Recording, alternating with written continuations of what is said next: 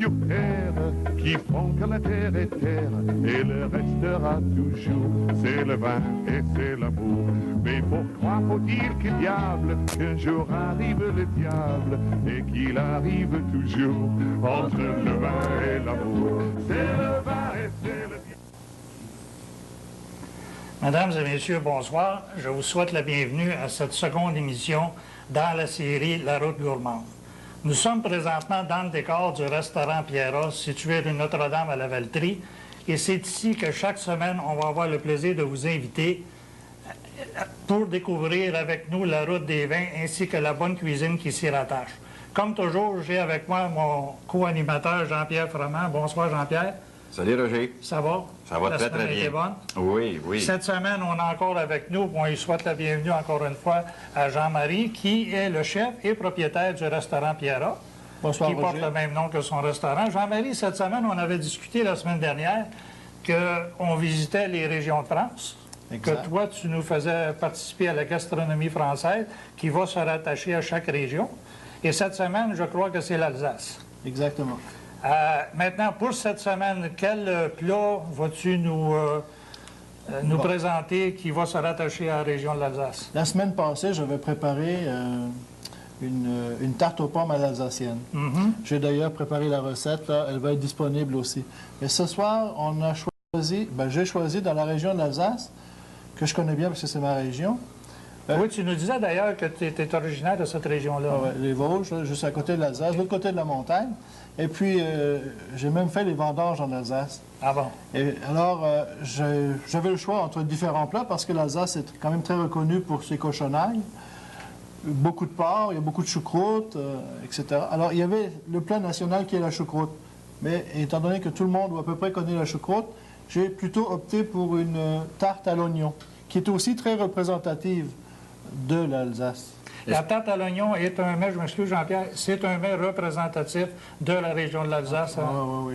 Est-ce que c'est un mets principal, la tarte à l'oignon, ou c'est une entrée? C'est une entrée chaude. Une entrée chaude.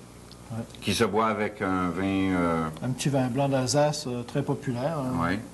Fait que si tu veux bien, grand chef, nous, on te laisse aller à tes plats. C'est ça, on va aller la préparer. Et on va aller sans doute te rendre une petite visite, question curiosité un peu plus tard dans ta cuisine. Se mettre en appétit. Vous êtes les bienvenus. À tout à On te l'heure. revoit tout à l'heure. Tant qu'à nous, Jean-Pierre, on présente un vin d'Alsace cette semaine. Exactement. Alors, on va présenter la région d'Alsace avec l'historique, les cépages. Enfin, on en a beaucoup, beaucoup, beaucoup à dire. Quel vin tu nous présentes cette semaine? Ça va être un pinot blanc qui va se marier très, très bien avec la tarte de Jean-Marie. Bon, fait que si vous le voulez bien, nous, les gens à la maison, on fait une pause et on se revoit après pour discuter de cette si belle région de la France. La plus belle région. Alors, on se revoit. Merci. Alors, Jean-Pierre, on est de retour avec les gens à la maison.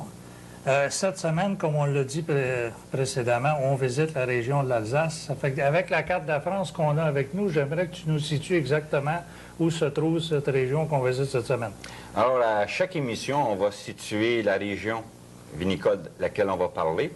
On va toujours se référer de Paris. Paris, c'est connu. Paris, c'est facile à repérer sur une carte.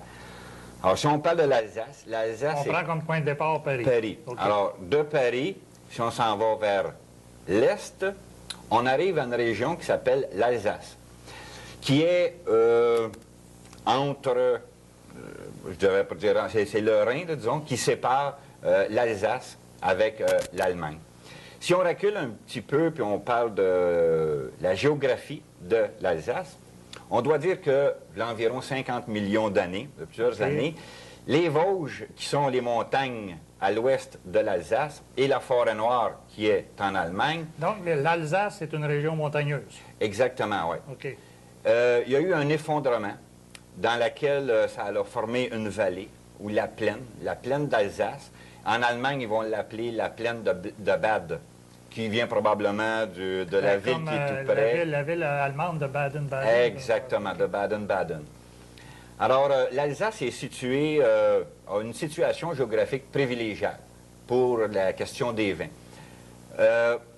La température, les hivers sont froids. C'est pas comparé avec nos froids d'ici, c'est pas comparable. Mais on disons, peut parler de quel climat à peu près l'hiver? Ça peut descendre à moins 5, moins 10, ça commence à être très, très froid. Ça ne dure pas tellement longtemps, ça peut durer quelques jours. Disons moins 5. 0 plus 5, moins 5, c'est la température. Les étés sont très, très chaudes. Ils n'ont aucune influence des océans. Alors, l'océan Atlantique est complètement à l'ouest. OK. La Méditerranée est complètement au sud. Alors, ils ont peu d'influence ou pas d'influence des océans. Donc, le climat peut surtout aussi être influencé par les montagnes et l'environnement. Exactement. Les montagnes et l'océan vont faire varier les écarts de température. Puis l'Alsace, si je ne me trompe pas, c'est une région, pour les gens à la maison, qui produit du vin blanc. En grosse majorité, c'est du vin blanc. On va en revenir tantôt lorsqu'on va parler des cépages.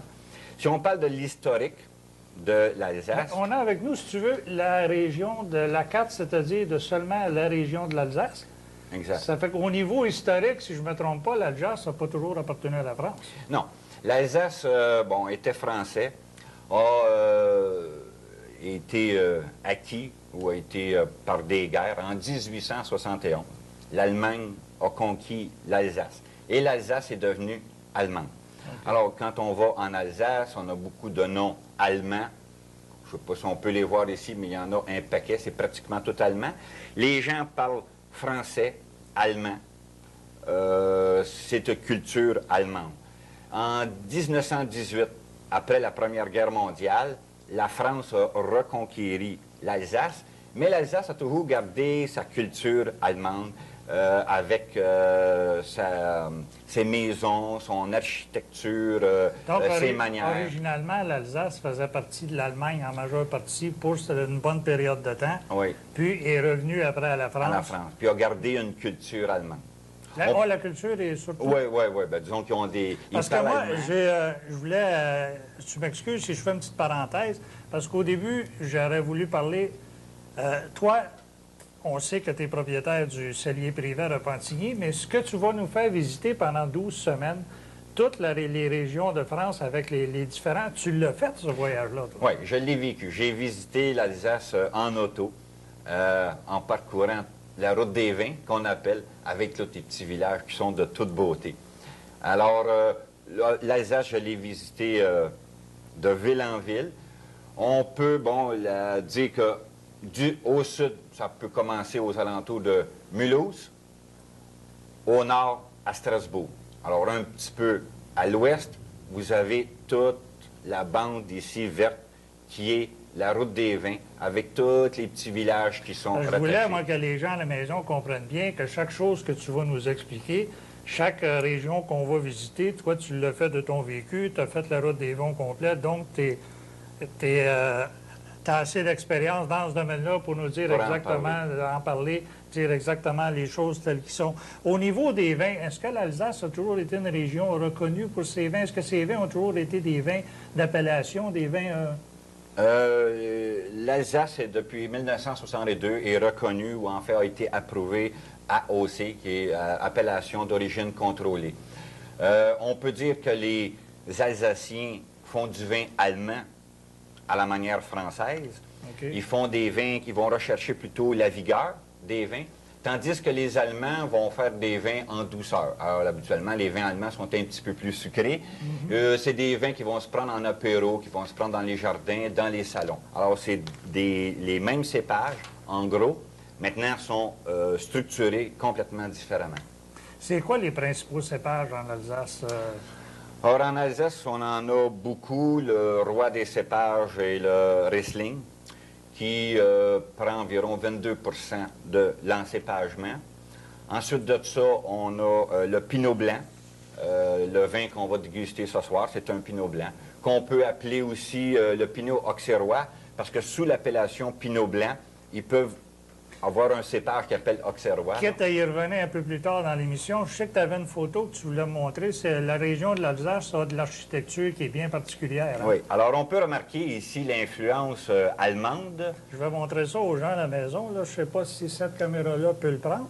Alors, on peut remarquer que ce sont des maisons qui ressemblent un petit peu au Bavarois, au Tyrol. On voit l'influence allemande dans l'architecture. Ce qui est de toute beauté, ce sont les fleurs qui sont accrochées au balcon des maisons. Puis ce sont des petits villages tout petits, on parle de quoi, là, 30, 40, 50 maisons, 75 maisons. En fait, ce sont les vignerons et les propriétaires de vignes qui demeurent dans les petits villages. C'est vraiment typique et pittoresque. On voit très bien d'après la photo, comme tu dis, que c'est strictement une influence allemande qui est... Oui. J'en ai un autre ici qui est Riggwil. Riggwil, on pourrait dire que c'est... Riggwil, on pourrait dire que c'est la capitale de l'Alsace, en fait la capitale des vins plutôt. C'est un petit village qui est le plus reconnu. Riggwil, c'est où se produisent les fêtes, la fête du vin, où ce que les gens vont. Hein, quand on va en Alsace, il faut arrêter absolument à Riggwil. Moi, je ne veux pas t'enlever la parole, mais j'ai une petite odeur dans les narines qui est très particulière. Bon, hein? Ça sent bon, hein? C'est tannant de parler avec une senteur. Si tu le veux, Jean-Pierre, on va faire une petite incursion en cuisine. On va sauter dans la cuisine. On va aller voir notre chef, on va aller faire une petite chose d'espionnage, puis on revient tout à l'heure. OK. OK? À tantôt.